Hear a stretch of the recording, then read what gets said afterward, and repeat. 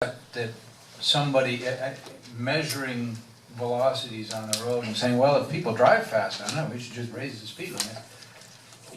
This is something that I think we heard a lot about, particularly this last election, that people are very concerned about Lake Worth in terms of making neighborhoods, the quality of life in neighborhoods better. And if that means we need to go up against a green book and say, look, in our community, we want to have other things optimized than vehicles.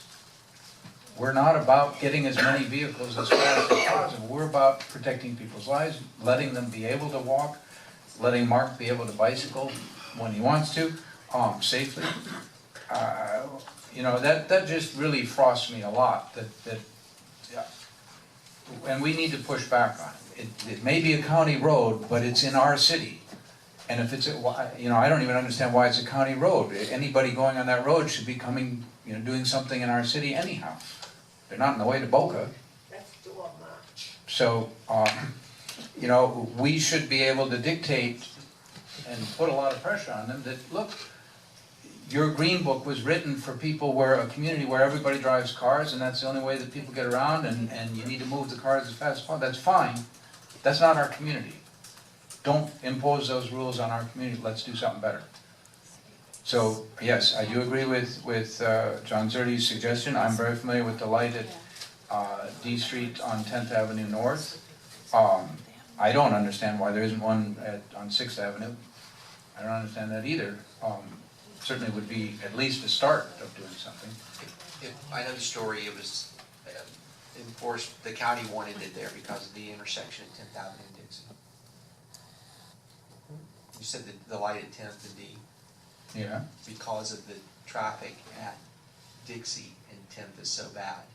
And the traffic at 6th and Dixie is not bad? No, it was to help relieve some of that activity at that intersection. I'm just going from memory on that. But you're absolutely right, Commissioner. I mean, we need to be a bit assertive about what works for our community. But I wanted you to understand that it's not just abstract reasoning. There is engineering principles that the state and the county uses that you're talking about. And that comes into play when you design a road. If you really wanted the road to be a neighborhood street, it should have been designed originally with those features in it, so that it's not comfortable to drive the speeds that you have.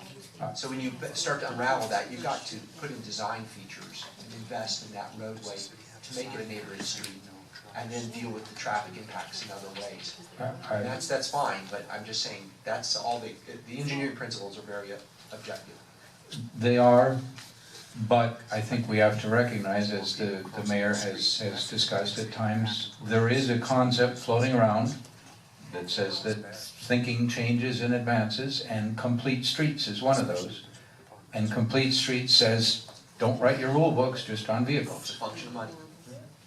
Well, it's a function of money and priorities for what we want to do for the safety and health of our community. So let's get on it. Whatever way we have to do that, let's do it. Okay. Vice Mayor? Yes, I appreciate some of the good dialogue from the public side.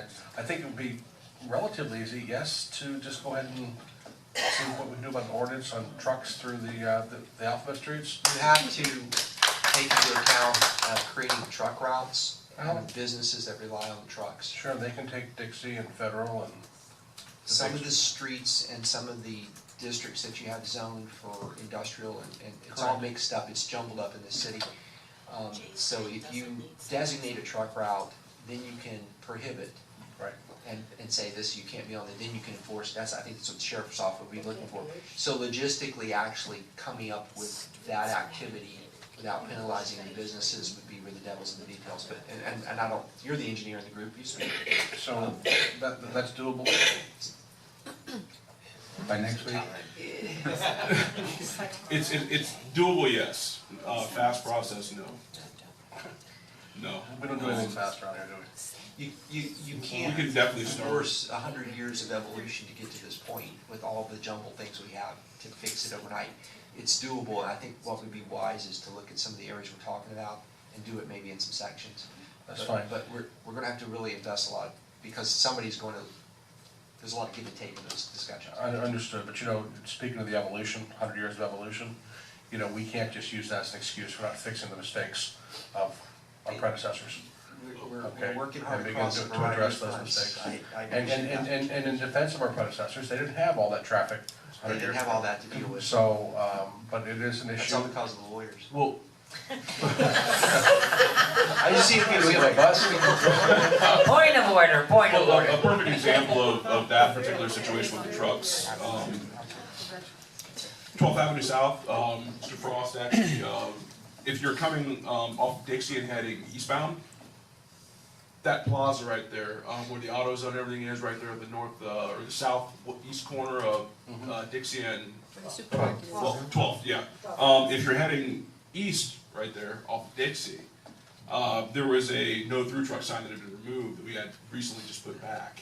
So we're forcing the trucks now to basically turn right at the end of that plaza and go down that little street instead of actually entering the neighborhood and then taking a right on that first street and then coming back through that way. But if you're coming from Federal, it's the opposite. So if you're a truck coming from Federal, how do you actually access that plaza?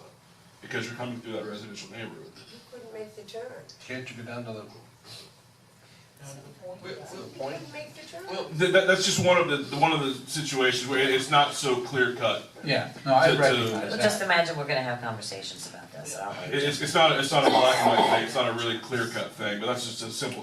What's the difference between, I'm sorry, may I just ask you a question to your question? Well, yeah, and I think the city manager kind of alluded, we'd have to do this in, bite-sized pieces. Correct.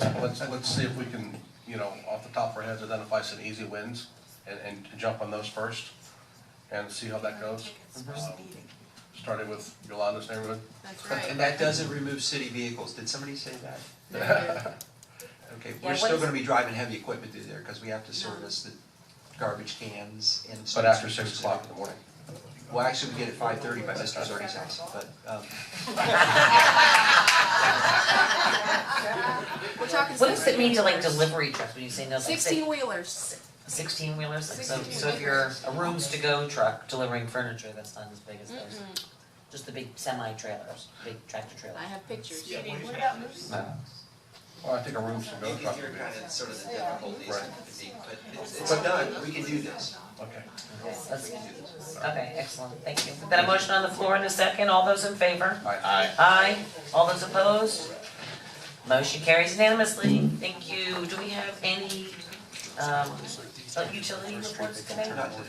Okay, Madam then, Mayor. yes. Just real quick, I wanted to ask the city manager, we don't have any updates on utility, but can we see that in the near future? Because I know we have some deadlines coming up with the UAP board and We have that there might coming be up. some direction that we need to. Actually, UAB's meeting, I think, next week, so we'll have a report the next meeting. Thank you. Right. All right.